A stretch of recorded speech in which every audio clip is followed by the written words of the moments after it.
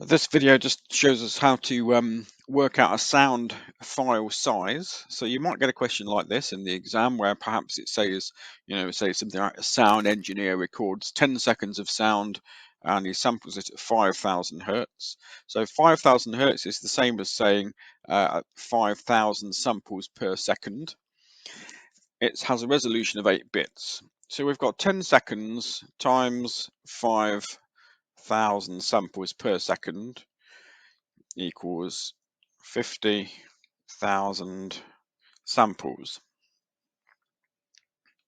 So 50,000 samples, each of those samples has a resolution of 8 bits.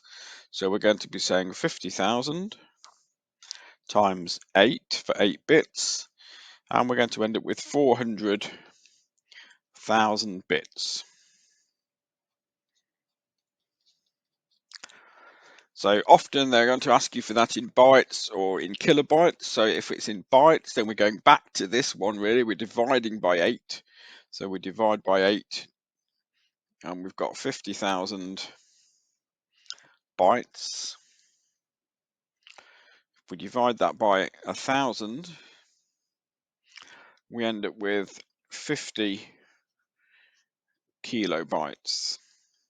So that particular sound, 10 seconds at 5,000 samples per second and 8 bits of sample resolution, works out at 50 kilobytes.